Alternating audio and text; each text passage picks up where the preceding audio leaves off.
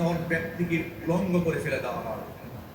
গতকালকে দেখেছি কোন এক ভদ্রলোক ময়মনসিংহ থেকে ঢাকায় এসেছিল কোন এক শোক দিবস পালন করার জন্য। তো ছাত্র জনতা এবং উত্তেজিত জনতা সবাই মিলে জেলে লোকটাকে মোটামুটি ল্যাংটা করে ছেড়ে দিয়েছে। আজকে শুনলাম যে তিনি নাকি লজ্জায় অপমানে হার্ট অ্যাটাক করেছে, হসপিটালে মৃত্যুসজ্জায় শায়িত আছে। প্রথমত আমরা এই নিকৃষ্ট কর্মের তীব্র নিন্দা জানাচ্ছি প্রথমত। দ্বিতীয়ত বক্তব্য হচ্ছে, অনেক লোকেরা বলেছে বাবার বয়সী একটা লোককে এইভাবে অপমান করা হলো, উলঙ্গ করা হলো, এত অসম্মান করা হলো, বেইজ্জত করা হলো, খুব মানবতা উতলে উঠেছে। আমার প্রশ্ন হচ্ছে, এই উলঙ্গ করা, বেইজ্জত করার ইতিহাস কারা শুরু করেছে? এটা ইতিহাস পিছন দিকে তাকাতে হবে। আজকে কোন একটা পাপিষ্ঠ ফাসিক ফুজ্জার নরাধম তাদের অপমানে আপনার কলিজা কাঁদে, কলিজা কেঁপে ওঠে। এদের চক্রান্তে যখন আলেমদেরকে উলঙ্গ করে জাতির সামনে পেশ করা হয়েছে, তখন আপনার জবান কোথায় ছিল?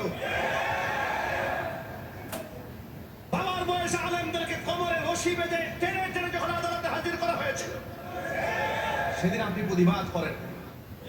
শাপলা চত্বরে যেদিন আলেমদেরকে, মুহাদ্দিসদেরকে কান ধরে উঠবোস করানো হয়েছিল, সেদিন আপনি প্রতিবাদ করেন। কথা বলতে হবে, ঠিক কিনা বলে? মনে রাখবেন, এক হচ্ছে কর্মফল, এটা আপনি কিছু দিয়ে ঠেকাতে পারবেন। এটা না আপনি ওয়াজ দিয়ে ঠেকাবেন, না আপনি নসিহত দিয়ে ঠেকাবেন। দুয়া দিয়াও কর্মফল ঠেকাতে পারবেন না। আমি এই ভদ্রলোকের ইতিহাস তালাশ করে শুনলাম, এই ভদ্রলোক ময়মনসিংহে তার মহল্লার মসজিদকে বেইজ্জত করেছে ক্ষমতার দম্ভে। আপনাদেরকে আজকে স্পষ্ট ভাষায় একটা কথা বলি, এই কারওয়ান বাজার শাহিদানি মসজিদ থেকে আম্বরসা থেকে বলি, এই মিম্বার গুলাকে এই জালেমরা দখল করে বসেছে। বাংলাদেশের পুরো খদির সাহেব হক কথা এই মিম্বার থেকে বলতে পারে না।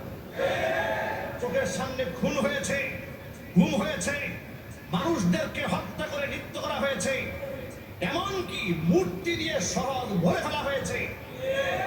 আলেমরা প্রতিবাদ করলে তাদের বিরুদ্ধে মামলা দেওয়া হয়েছে। এই জালেমদেরকে কত বুঝিয়েছি, ভাই মূর্তির মধ্যে মুসলমানের কোনো সম্মান নাই। ওরা আমাদের কথা শুনেছে, ওরা নিজেদেরকে মোটামুটি রব বানিয়ে ফেলেছে। ওদের আচরণ বলেছে আনা রব্বুকুম আলা। আমি ভাবলাম বড় খোদা হুজুর আমাদের কি বলবো। আমাদের মনে আছে এই ভাস্কর্য বিরোধী যা আন্দোলন যখন বাংলাদেশে হলো, 56,000 বর্গ মাইলের প্রায় মসজিদের মিম্বার থেকে হুজুররা বিনয়ের সাথে তাদেরকে শুধু পায়ে ধরা বাকি ছিল, আপনারা মূর্তি বানাবেন না, মূর্তির মধ্যে সম্মান নাই। পুরান ঢাকার মাওয়া এক্সপ্রেসওয়েতে ওঠার সময় যে গোল চত্বরে যেখানে মূর্তি বানাবার কথা ছিল, ভাস্কর্য বানাবার কথা ছিল, যে আন্দোলন করতে গিয়ে অসংখ্য আলেম জেল খাটলেন, জরিমানা দিলেন, অসংখ্য আলেমরা মসজিদ ছাড়লেন, মিম্বার ছাড়লেন, মেহরাব ছাড়লেন। এদের মধ্যে আমি একজন। আমাকে মসজিদে ঢুকতে দেওয়া হয় নাই। মসজিদে আকসার মতো আমার বোটবাজার সেন্ট্রাল জামি মসজিদ ঘেরাও করে দেওয়া হয়েছে। কেন? আমি ভাস্কর্যের বিরুদ্ধে কথা কেন বলেছি? এত পিরিত ভাস্কর্য নিয়ে এখন সোনার টুকরা ছেলেরা যে সেই ভাস্কর্যের উপর পেশাব করে দিল, এখন কথা বলার সাহস নাই তোমাদের? কথা বলি না, ঠিক না? এটা তোমাদের কর্মফল, তোমাদের কর্মফল। এখান থেকে গোটা জাতিকে শিক্ষা গ্রহণ করতে হবে। অহংকার করে যেমন ধ্বংস হয়েছিল শয়তান, অহংকার করে এই স্বৈরাচারী ধ্বংস হয়েছে। কথা বলতে হবে।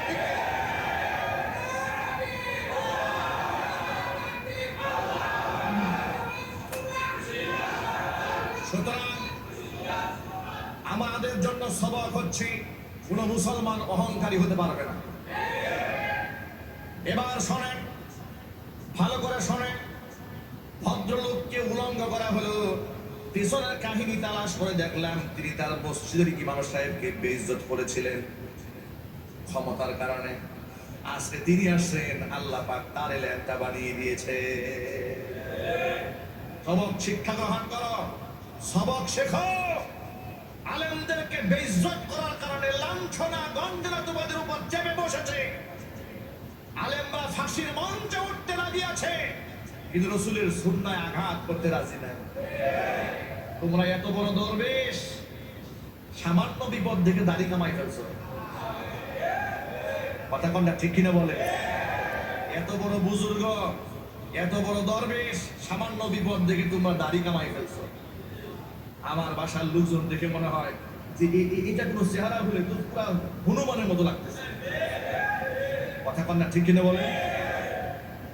এদের বিচার হওয়া দরকার। আজকে যদি দেশ স্বাধীন হওয়ার পরে যে সমস্ত মানুষদের নির্দেশে আলেমদেরকে গুম করা হয়েছে, খুন করা হয়েছে, মিথ্যা মামলা দেওয়া হয়েছে, অসংখ্য ছাত্রকে শহীদ করা হয়েছে, নিরপরাধ মানুষকে অদৃষ্ট করে দেওয়া হয়েছে, এর প্রত্যেকটার নামের তালিকা করে বিচারের আওতায় আনতে হবে। কথা বলেন ঠিক কিনা? বিচার হওয়ার দরকার নাই? আমি কি ভুল কথা বললাম? যারা খুনি, গণহত্যাকারী, এর প্রত্যেকের নাম তালিকা করে বিচারের আওতায় যদি আনা না হয়, রক্তের সাথে বেইমানি করা হবে। কথা বলতে হবে ঠিক কিনা? সুতরাং মসজিদ আজাদ হয়েছে, মিম্বার গুলো মুক্ত হয়ে গিয়েছে, গোটা বাংলাদেশের আলেম সমাজ এখন খোলামেলা কথা বলার সুযোগ পাচ্ছেন। আলহামদুলিল্লাহ বলেন। আমরাও চাই বাংলাদেশের প্রত্যেকটা মসজিদ কমিটির নেতৃত্বে যারা আসবেন তারা হবেন সাচ্চা ইমানদার।